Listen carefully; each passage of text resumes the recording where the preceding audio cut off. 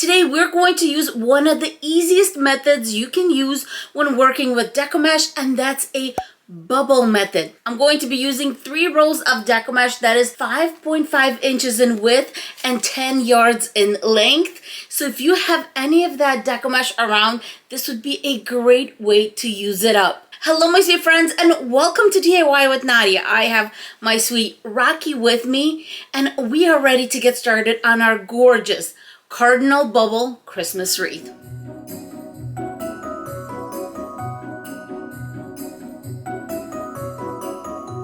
Let's go over the supplies for this bubble mesh, starting with the Deco mesh. I'm going to be using 3 rolls of Deco mesh that's 5.5 in width and 10 yards in length. If you're using DollarTree Deco mesh, that's 6 inches in width.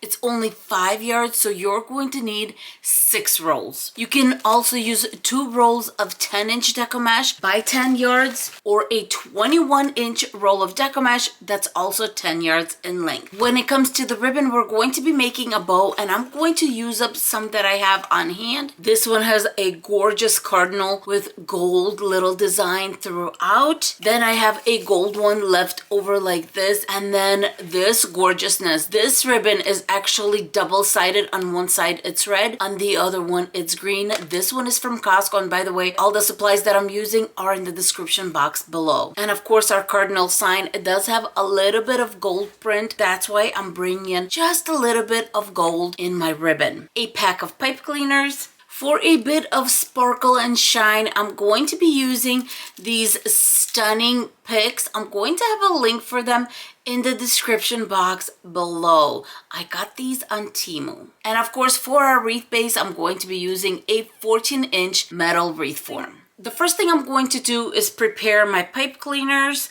You're going to need 21 of these for a total of 42 pieces. I'm just folding them in half, cutting them, and then fold them in a little V. It's that simple, and having them in a little V really does help attach. When it comes to attaching our pipe cleaners, we're going to be attaching 7 pipe cleaners per section, so it's evenly spread out. I'm going to have 6 inside the section and 7 on the intersection for a total of 42 pieces. If you have a larger sign, I recommend attaching your pipe cleaner to row 3. If your sign is a little bit on the smaller side, like we're using an 8-inch, then definitely use row 2. When it comes to the bubbles, they will cover the entire wreath base, especially if you have a Deco mesh that's heavily foiled.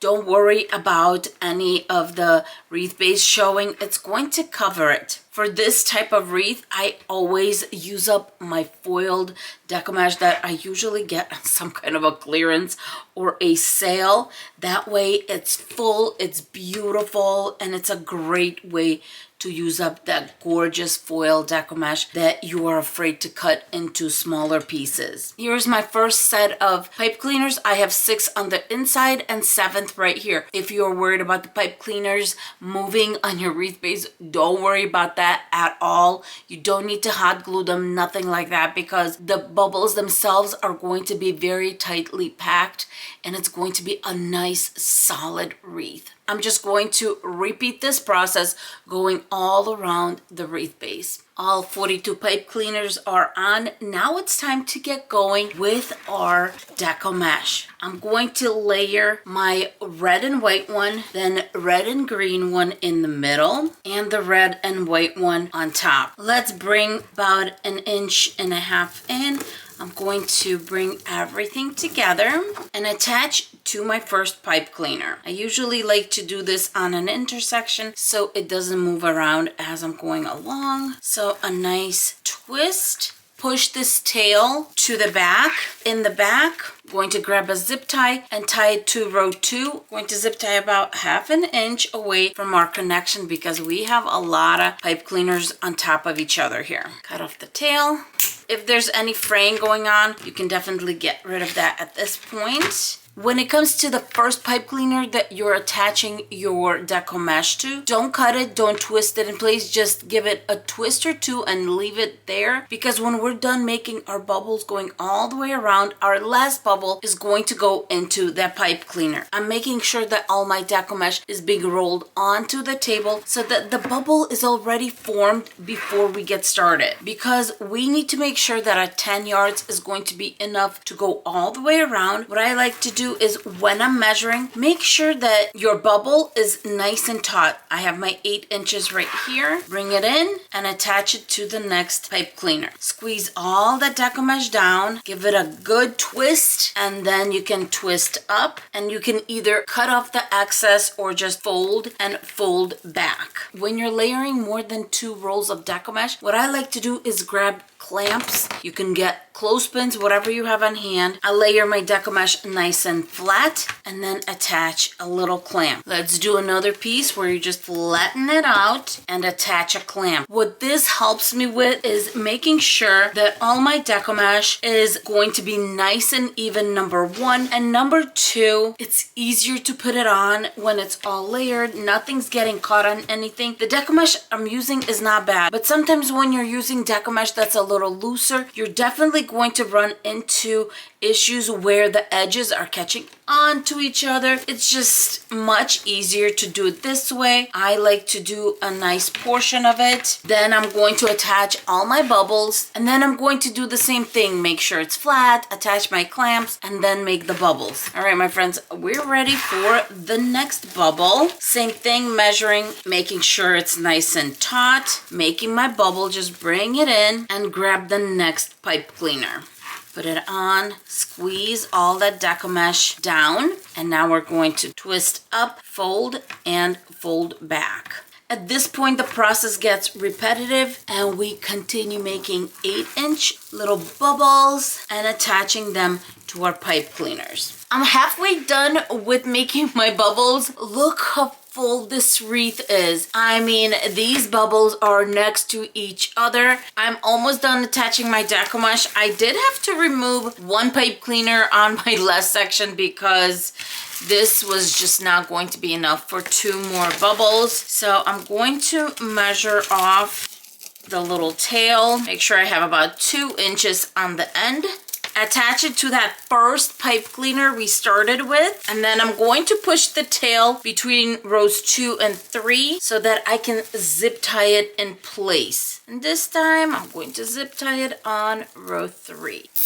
Cut off the tail. It's nice and beautiful in the back, and now you get to choose whether you keep it the way it is. I mean, you can definitely just straighten out those bubbles and put a sign and a bow if you wanted to. I've done that before, but in this case, there's a reason that I have the layers the way I do, and that's because I'm going to bring out this top layer, going to put my hand underneath and push the other 2 down, push this one to the side. Then I'm going to come underneath the green and red. Same thing, I'm going to push it down, and this time I'm going to take that inner side, push it to the inside. I'm going to have the green on top and the red stripes on the sides. The reason I push down the Deco mesh as I'm separating the layers is because I really want to make sure I prevent fraying and to make sure that the edges don't snag on the other Deco mesh. It's nice and clean. Look at that. Beautiful.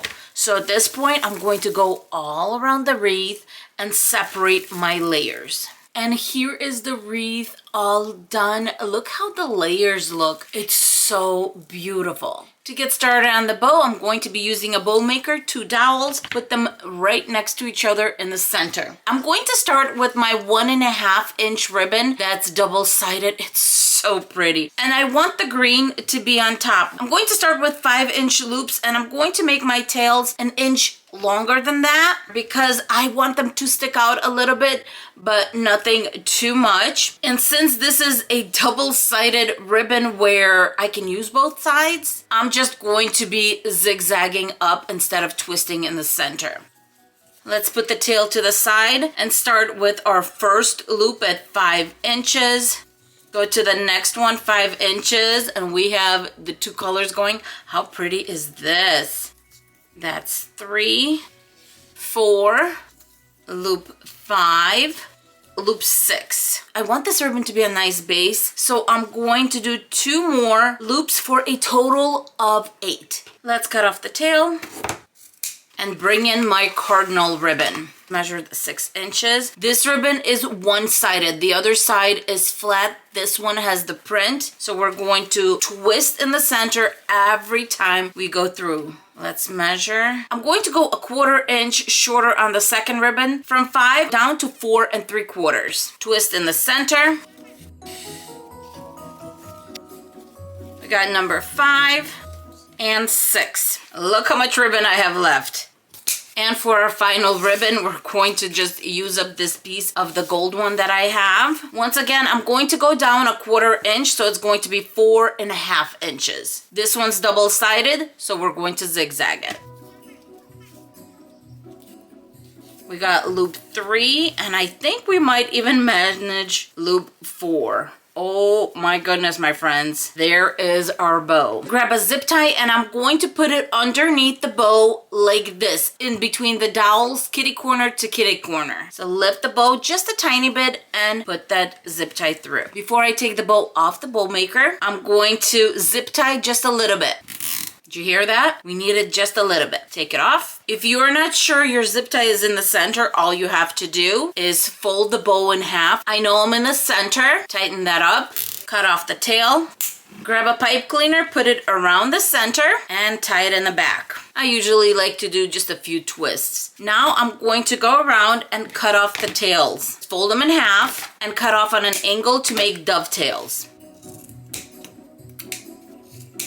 Next, we're going to attach our bow. One of the most important things is not to push the bow back too much. When the bow is sitting on top, I pull back about 1 inch. That's it. That is the most you can do, because we still need to fluff this out and we need it to be on top, not inside our wreath. Let's do a few twists. I wrapped my pipe cleaner around rows 2 and 3 and just twisted it in place. Let's open up the bow. Starting from the back, let's open it up. Because this ribbon is double-sided, but 2 different colors. I have red on one side, green on the other side, so I'm going to go every other loop and just flip it inside. That's it. Let's flip this one. How easy was that, right? So now I have red, green going around. Same thing on this side. We have green, red, and then green, red. Now let's open up the cardinal ribbon and the gold one.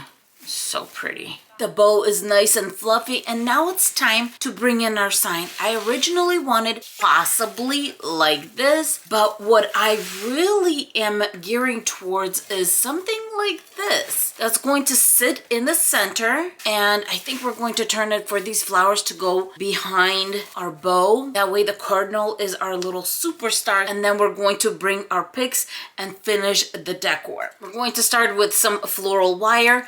I usually get a 12-inch piece, but because this is DollarTree, I'm going to go up to 24 and just fold it in half so that the floral wire is a little stronger, because the DollarTree floral wire is a bit on the thinner side. But when I double it, I feel a little bit more secure when attaching my sign. In the back, going to do a few twists, and the same thing on this side. Now it's time to attach it. Place it the way we want it. This is going to be adorable, my friends. I usually don't like to attach the sign before I fluff out the bow, but I needed to make sure that the placement of the sign was something I was okay with. Just do one twist. Oh, that's good. I feel like that's sitting in beautifully. Okay. Now that that's done, lock that floral wire in place. I'm trying to find the center so I can attach the hanging loop. I'm just attaching it to row 2, a knot or 2. Okay, that's good. Cut off the excess and then flip so that the knots are on the inside. I always pull the loop to the front. There's our hanging loop. And to cover the back, I decided to use a steering wheel cover. The first thing I always do is stretch it. And when I mean stretch it, put a little bit of that muscle into it. Use it as a workout, whatever you have to do. And then grab one of these big clamps. One of my subscribers actually gave me this tip. Clamp it straight to the wreath base and work it around. It took a few seconds. Boom. it's on. Now that the back is taken care of, yes, I know we need to flip that out. We'll do that again at the end. Now we're going to bring in our picks. I'm going to do 3 per side. The wire on the picks is tough, but it's very moldable. So what I'm going to do is I'm going to go straight through the Deco mesh, because when I do that, that's going to help me hold my little pick in place. And then I'm just going to loop it. Just like that, I made a little hook, and that way it's not going to go anywhere. If you feel like you have to, you can add a little bit of hot glue here and there. And then I'm going to put the second one a little bit closer, and then the third one's going to go a little higher. So same deal, and just hook it in. And then here's our third one. That looks great. Let's hook that one in place. And yes, I will give it a dollop of hot glue a little bit later. I have the one side laid out, and now I'm going to do the opposite side.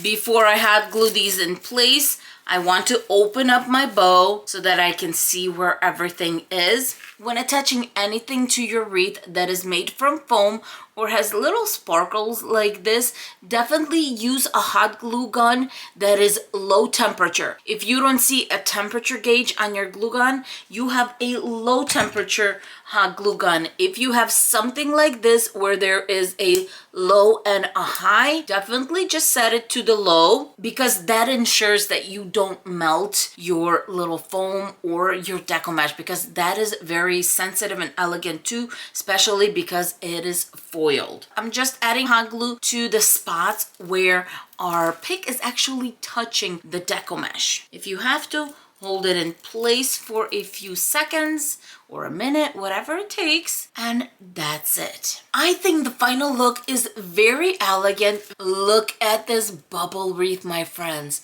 I think overall it looks beautiful. I love the fact that these wreaths last for years because they don't have anything sticking out. It's nice and tightly woven with the bubbles, and it's a gorgeous Christmas wreath. Let me know what type of a style or theme you're going to make for your bubble wreath.